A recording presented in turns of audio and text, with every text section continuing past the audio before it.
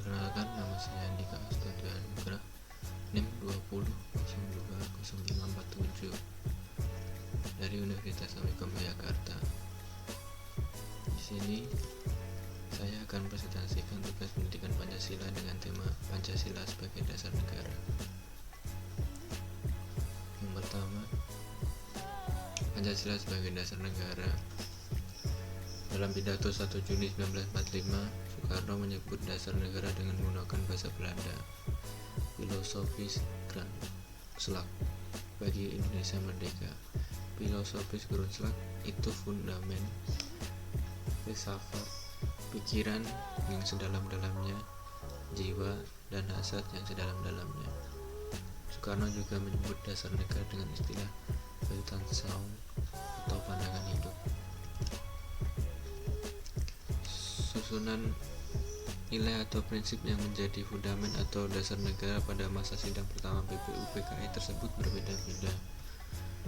Untuk menampung usulan-usulan yang bersifat perorangan, dibentuklah panitia kecil yang diketuai oleh Soekarno dan dikenal sebagai Panitia 9. Selanjutnya, kedudukan Pancasila sebagai dasar negara. Yang pertama, Pancasila sebagai dasar negara adalah merupakan sumber dari segala sumber hukum Indonesia. Yang kedua, meliputi suasana kebatinan dari Undang-UUD NRI 1945. Yang ketiga, mewujudkan cita-cita hukum bagi hukum dasar negara. Yang keempat, mengandung norma yang mengharuskan konstitusi, mengandung isi yang mewajibkan negara memegang teguh cita-cita moral rakyat yang luhur. Yang terakhir, yang kelima, merupakan sumber semangat bagi UUD NRI 1945 bagi penyelenggara negara dan para pelaksana pemerintahan.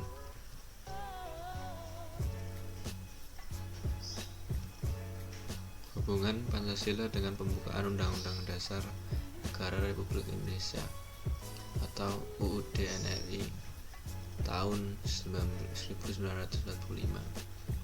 Panitia 9 berhasil merumuskan rancangan Mukadimah atau pembukaan hukum dasar yang dinamakan Piagam Jakarta atau Jakarta Charter oleh Muhammad Yamin pada 22 Juni 1945. Rumusan dasar negara yang secara sistematik tercantum dalam alinea keempat. Bagian terakhir pada rancangan Mukadimah tersebut adalah sebagai berikut. Yang pertama, ketuhanan dengan kewajiban menjalankan syariat Islam bagi pemeluk-pemeluknya. Yang kedua, kemanusiaan yang adil dan beradab. Yang ketiga, persatuan Indonesia. Yang keempat, kerakyatan yang dipimpin oleh hikmat kebijaksanaan dan permusyawaratan perwakilan. Yang kelima, keadilan sosial bagi seluruh rakyat Indonesia.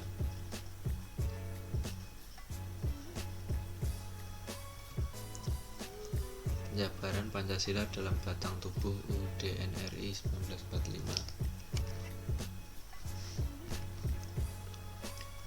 Pancasila sebagai suatu cita-cita hukum yang berada di puncak segitiga. Pancasila menjiwai seluruh bidang kehidupan bangsa Indonesia. Dengan kata lain, gambaran piramidal tersebut mengandung pengertian bahwa Pancasila adalah cerminan dari jiwa dan cita-cita hukum bangsa Indonesia.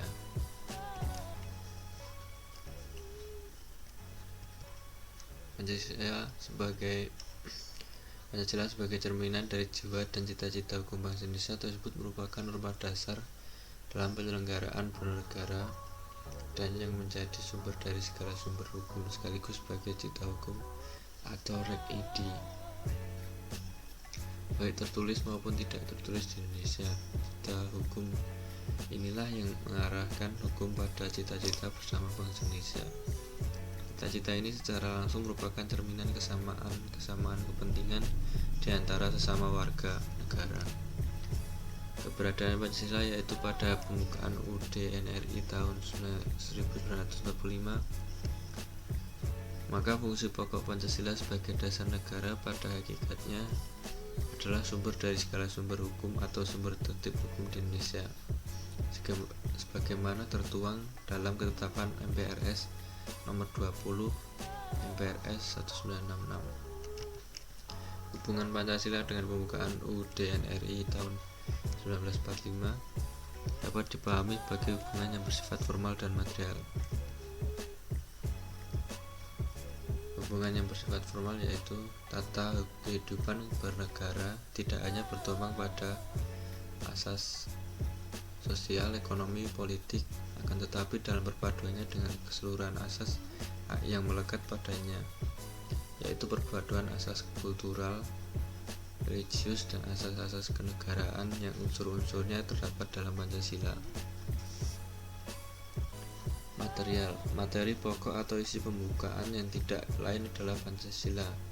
Oleh karena kandungan material pembukaan UUD NRI tahun 1945, dan demikian itulah dapat disebut sebagai pokok kaidah negara yang fundamental.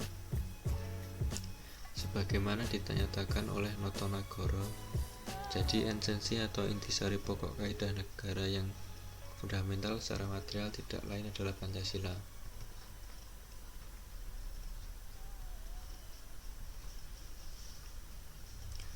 Implementasi dalam pembuatan kebijakan negara dalam bidang politik, ekonomi, sosial budaya, dan hankam.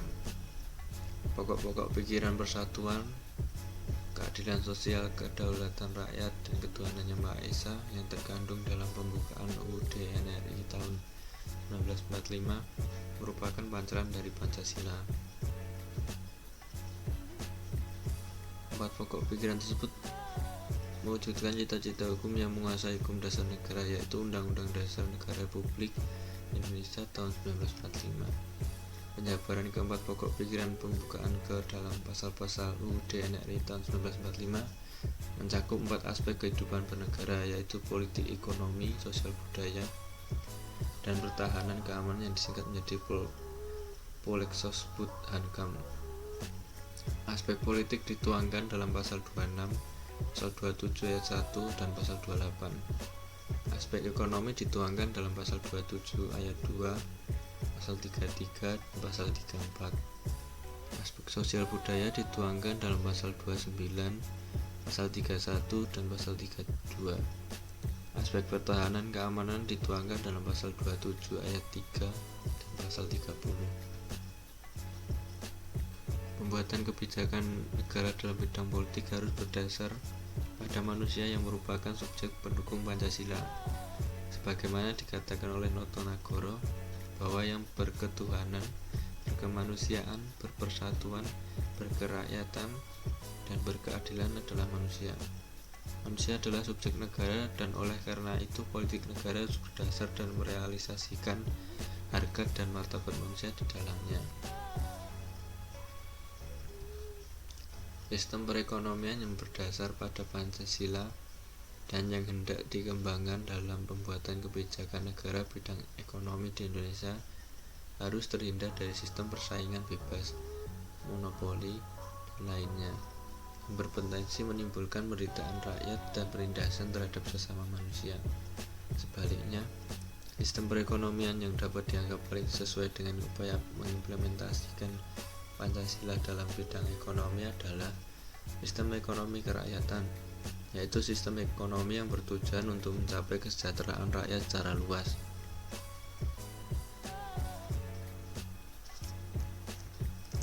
Implementasi Pancasila dalam pembuatan kebijakan negara dalam bidang sosial budaya mengandung pengertian bahwa nilai-nilai yang tumbuh dan berkembang dalam masyarakat Indonesia harus diwujudkan dalam proses pembangunan masyarakat dan kebudayaan di Indonesia. Menurut Kunto Wijoyo, sebagaimana dikutip oleh Kailan, sebagai kerangka kesadaran Pancasila dapat merupakan dorongan untuk yang pertama, universalisasi, yaitu melepaskan simbol-simbol dari keterkaitan struktur, dan yang kedua, transendentalisasi, yaitu meningkatkan derajat kemerdekaan manusia dan kebebasan spiritual.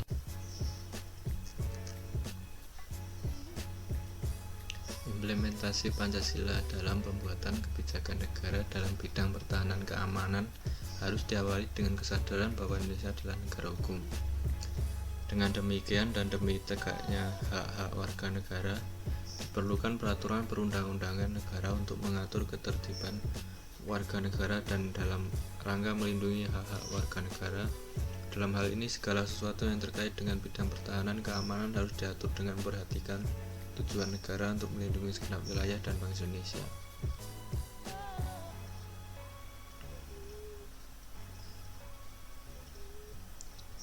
Sekian dari saya, terima kasih.